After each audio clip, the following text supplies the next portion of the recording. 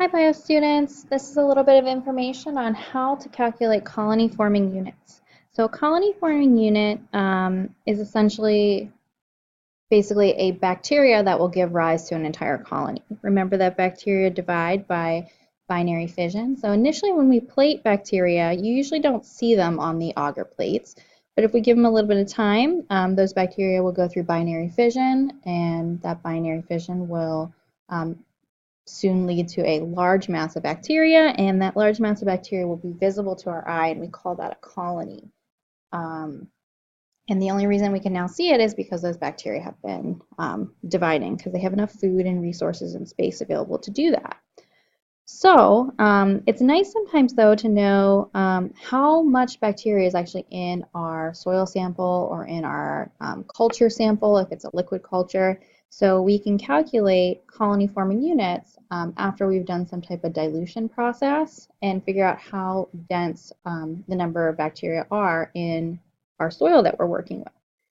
So the equation for how to solve this is we first do a count of the number of colonies. So if I counted 220 colonies, and this happened to be on the 10 to the negative 3 plate, remember when we do serial dilution, this would be the one that I diluted 1 to 1,000. So this would be that third dilution in the series. And we got 220 colonies on there. Typically, we plate about 100 microliters. This can vary, but 100 microliters is kind of a nice volume to plate.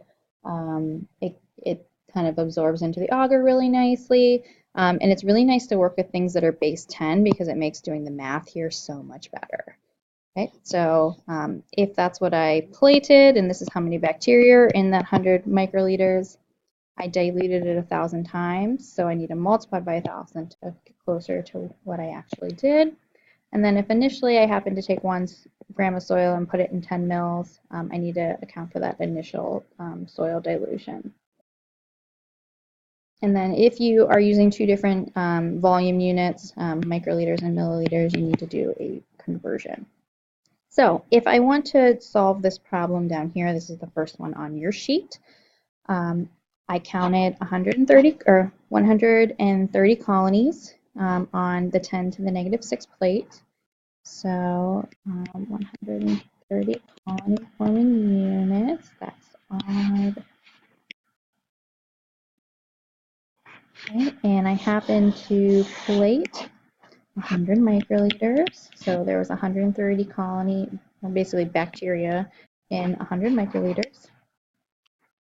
I diluted this plate, so my dilution factor, okay, this is my 10 to the negative 6 plate. So this plate was diluted 1,000,000 times.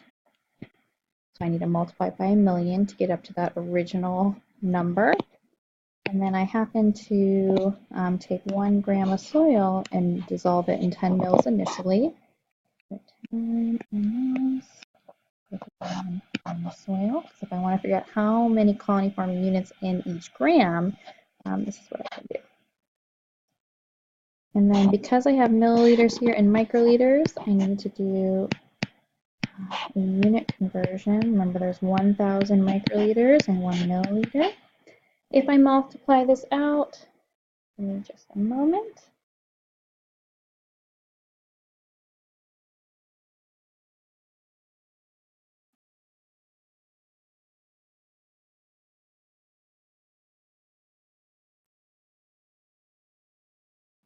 For this one, I get 1.3 times 10 to the 10th.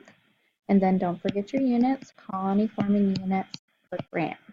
Okay, I got these units. Okay, I can cancel microliters, I can cancel milliliters. The only thing left is grams and colony forming units. Okay, so that's how much bacteria would be in my original soil sample. Sometimes, though, you won't be given these numbers. You'll actually have to do a count. So when you're counting bacteria, so here's just an example, you would go through, and this would be 1, 2, 3, 4, 5, 6, 7, 8, 9, 10. Typically, I will give you a Sharpie. You won't mark on the bacteria, you'll write on the plastic, and you'll just go through and do a count. If you want to pause the video for just a second, you can do the count on here and see what you get.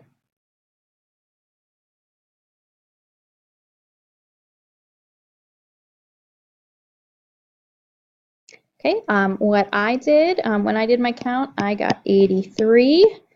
So if I have 83 colony forming units, you may be up or down one or two. Hopefully we're pretty close. And I plated 100 microliters. So in 100 microliters, I had 83 bacteria that gave rise to colonies. This is my 10 to the negative 4 plate. So I diluted this bacteria 1,000 times. Oops. And originally I took 0.1 grams of soil and I suspended it in 1 mil.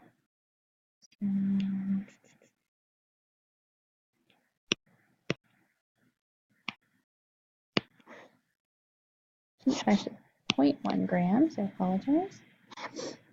And because I have milliliters and microliters here, I need to do a conversion. So 1,000 microliters, milliliter.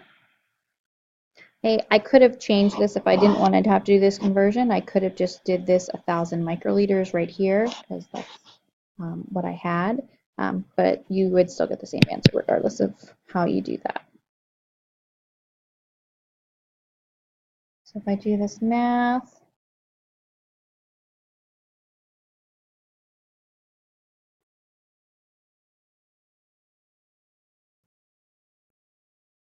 I get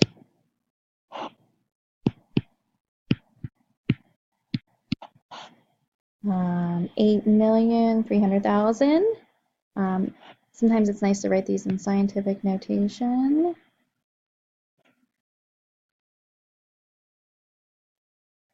Let's see here. I'll move your decimal place. So this would be 8.3 times 10 6 CFU per gram. Okay, and that would be how I would do that. You have a couple additional questions on here, so please try those. The last one on your page is quite challenging. You have to work backwards. Give it an attempt. Try for 5 to 10 minutes. If it's too difficult, come in with your questions and we will go through these in class. Have a good day, guys, and come see me if you have any questions.